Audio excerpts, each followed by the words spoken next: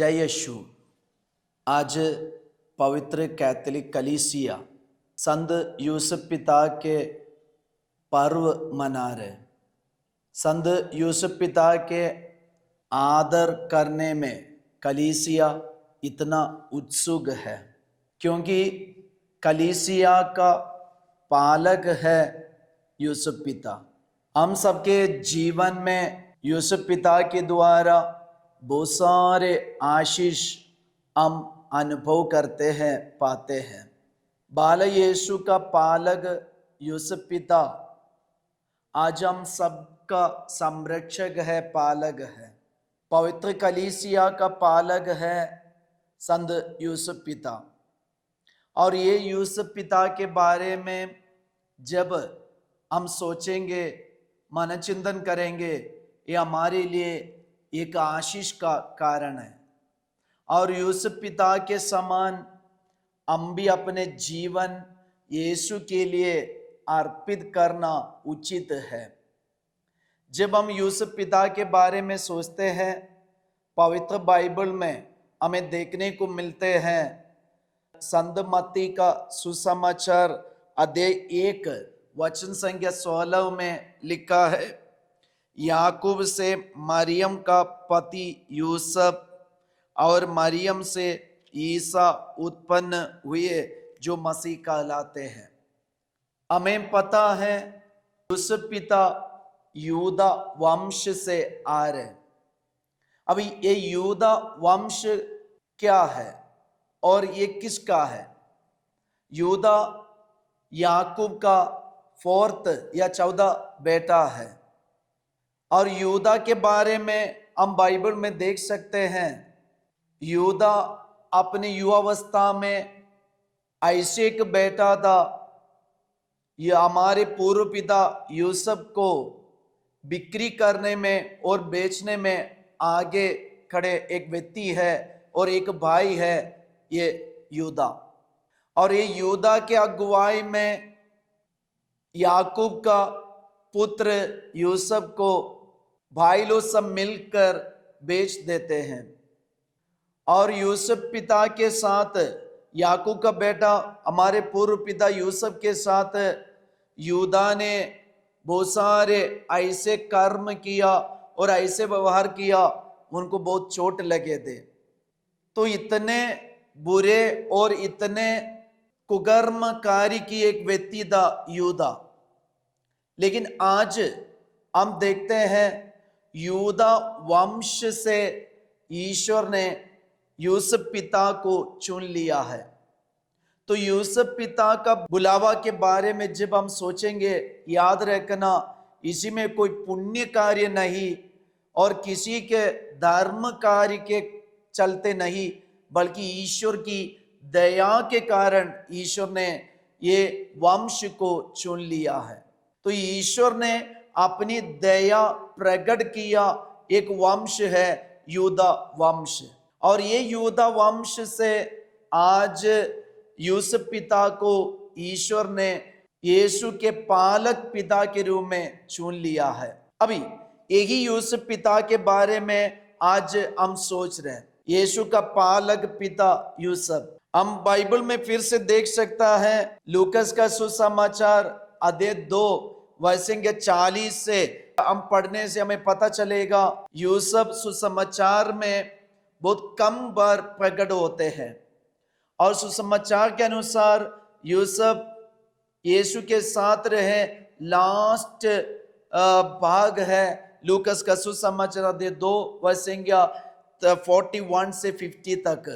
वहां देखते हैं जब बालक यीशु गायब हो गए और बालक यीशु को नहीं मिल रहे थे, तो मरियम और यूसुफ दोनों ढूंढने लगे।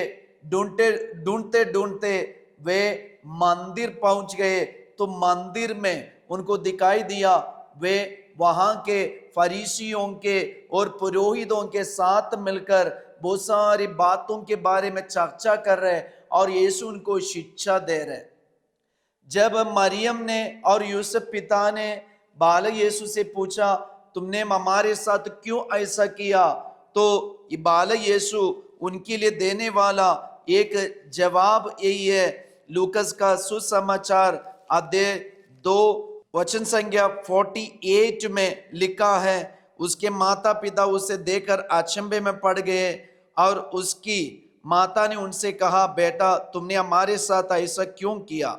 देखो तो तुम्हारे पिता और मैं दुखी होकर तुमको ढूंढते रहे। उसने अपने माता पिता से कहा, मुझे ढूंढने की जरूरत क्या थी? क्या आप ये नहीं जानते थे कि मैं निश्चय ही अपने पिता के घर होऊंगा? मैं निश्चय ही अपने पिता के घर होऊंगा। ये सुनकर यूसुफ पिता फिर कुछ नहीं कहते और इसके बाद यूसुफ को सुसमाचार में कहीं पे हमें दिखाई नहीं देते। तो यूसुफ पिता की ये बात से हमें और एक शिक्षा हम ग्रहण कर सकते। यूसुफ पिता बालक यीशु का पालक था, पालक पिता। तो उनको देखभाल करना, उनको आगे बढ़ाना और ये पिता ईश्वर ने यूसुफ के लिए जो काम दिया था, जो कर्तव्य दिया था, उसका पूरा करना, यही लक्ष्य था यूसुफ पिता के।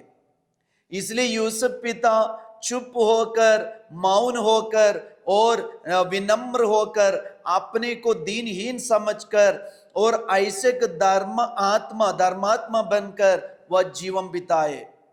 अभी यीशु 12 साल का हो गया तो यूसुफ पिता को अभी समझ में आया, मेरा बेटा और ईश्वर ने मेरे हाथ में जिनको सौंप दिया था वही पिता को जान लिया है, वही पिता की बातों में अभी अपना मन लगा दिया है और पिता की इच्छा ढूंढने के लिए वो बढ़ गया। जब ये बात यूसुफ पिता को समझ में आया, फिर यूसुफ पिता कभी सुसमाचार में हमें दिखाई नहीं देते। तो यूसुफ पिता के लिए एक ही कर्तव्य था, यीशु को पिता के हाथों में सौंपना, पिता के प्यार की ओर और पिता के इच्छा की ओर आगे बढ़ाना। आज यीशु वहां तक बढ़ गया और यूसुफ पिता वहां से फिर गायब है। प्रिय भाई और बहनों, ध्यान रखना, आज हम पवित्र कलीसिया के साथ मिलकर यूसुफ पिता के पर्व मनाते समय, ये फीस्ट मनाते समय याद रखना, यूसुफ पिता हमें एक बहुत बड़ी शिक्षा देते। आज ईश्वर ने हमें ये धरती पर क्यों जन्म दिया है? बहुत सारे लोगों का देखभाल करने के लिए और पिता ईश्वर के पास ले जाने के लिए। लेकिन आज हमारे कमजोरी के चलते और हमारे बातों के चलते और हमारे स्वार्थता के कारण हम लोगों को और हमारे दोस्तों को हम ईश्वर के पास, यीशु के पास ले जाने के लिए नहीं सोचते। उसके बदले हम सबों को अपने पास रखने के लिए सोचते हैं। हम सभी यही कार्य करते हैं कि ये मेरे साथ होने दो, ये मेरे साथ होने दो और किसी के पास ना जाए। हम सब स्वार्थी बन जाते। इसलिए यूसुफ पिता हमें एक नमूना दे रहे, हमें एक शिक्षा दे रहे। पिता ईश्वर ने यूसुफ पिता के लिए जो कर्तव्य दिया, वो कर्तव्य बहुत बढ़िया से वह मौन होकर और विनम्र होकर, दीनहीन समझकर पिता की इच्छा पूरा किया, पिता की इच्छा पूरा किया। यीशु को यीशु का पालक पिता बनकर उनको पिता के पास लेके गया। आज हमारा एक जिम्मेदारी है, हमारे पास आने वाले और हमारे हाथ में सौंपे लोगों को पिता के पास, यीशु के पास, यीशु के पास लेके जाना। और एक बात भी हम आपके सामने लाना चाहते। यीशु ये यूसुफ पिता के बारे में, अपने ये पालक पिता के बारे में कई बार इतना बढ़िया से सुसमाचार में बताते हैं। संत मत्ती का सुसमाचार अध्याय 5 में, जहां यीशु जब पहाड़ पर, पर्वत पर प्रवचन देते हैं, शिष्यों को प्रवचन देते हैं, आशीष वचन के बारे में बताते हैं, तो ये यूसुफ पिता के बारे में भी एक सूचना देते। हमें मालूम है जब भी हम प्रवचन देते और हम कुछ क्लास लेते तो हमारे मन में ऑलरेडी एक आइडिया होगा, किसी के बारे में हो सकता है, और कोई वस्तु के बारे में, और कोई कहानी, कुछ तो हमारे मन में होंगे, और वही व्यक्ति को मॉडल करके हम उनके बारे में लोगों को शिक्षा देते हैं। आज हम देखते हैं यीशु के जीवन में भी यीशु आज शिष्यों को और लोगों को इतना बढ़िया एक आशीर्वचन और प्रवचन देते हैं। और यीशु का ये प्रवचन सुनने से हमें पता चलेगा यीशु के मन में ऐसे एक मॉडल व्यक्ति था, उस व्यक्ति को देखा है और उसी के बारे में बताते हैं।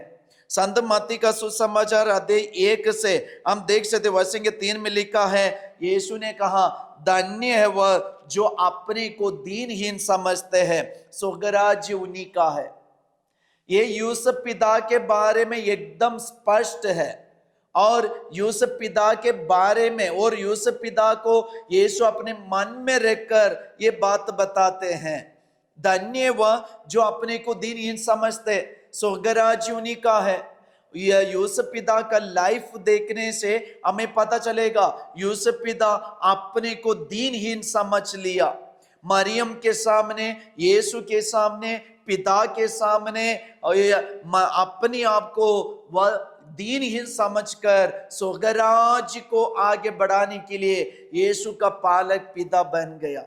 और बाद में हम देखते हैं यीशु ने कहा, धन्य वे जो नम्र है, उन्हें प्रतिज्ञात देश प्राप्त होगा। यूसुफ पिता का लाइफ देखना, वह अपने को नम्र बनाया, विनम्र बनाया।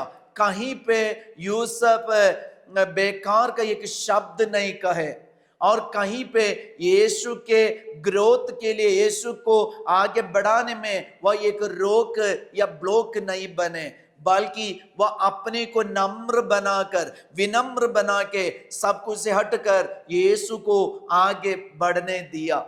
और मरियम को कभी वह बदनाम करने नहीं दिया, मरियम का नाम बना के रखा, उनको कभी वह दोष नहीं लगाए। विनम्र होकर, अपने को दीनहीन समझकर यूसुफ पिता यीशु को आगे बढ़ाए और मरियम का पालन किए। और भी यीशु का कहना है, धन्य वह जो धार्मिकता के भूखे और प्यासे है, वे तृप्त किए जाएंगे। यूसुफ पिता के लाइफ में देखना, वे धार्मिकता के लिए, यीशु के लिए भूखे प्यासे दे। कई दिन यूसुफ पिता भूखे प्यासे दे, वह यीशु को पालन पोषण करने में, यीशु को आगे बढ़ाने में, पिता की इच्छा पूरी करने में ये यूसुफ पिता ऐसे भूखे प्यासे दे, कई रात कई दिन। और आज यूसुफ पिता एकदम तृप्त हो गए, आज एकदम यूसुफ पिता तृप्त हो गए। यीशु जब ये कहा कि मैं अपने पिता की बातों में, मैं अपने पिता की बातों में बिजी रहने का है, मुझे पिता की इच्छा ढूंढने का है, जब यूसुफ पिता ने यीशु के मुंह से ये सुनने को मिला, यूसुफ पिता एकदम तृप्त हो गए। और भी एक वचन हम देख सकते हैं, धन्य वे जो दयालु हैं, उन पर दया की जाएंगी। यूसुफ पिता के ऊपर ईश्वर की दया उतरा है, क्योंकि ये ईश्वर ने ऐसे एक वंशावली से यूसुफ पिता को निकाल के लाया, और ईश्वर चाहते तो इससे भी बढ़िया वंशावली चुन सकते थे। अभी ईश्वर ने यूदा वंश और ईश्वर ने दाऊद के वंश से ये यूसुफ को निकाल दिया। अभी याकूब कौन है? हम देख सकते हैं याकूब ऐसे पाप की एक व्यक्ति, वे विचार किए और हत्या किए और ऐसे कुकर्म किए एक व्यक्ति के वंशावली से आज यीशु का पालक पिता यूसुफ को चुन लिया। ये और कुछ नहीं, ईश्वर की दया, ईश्वर की दया।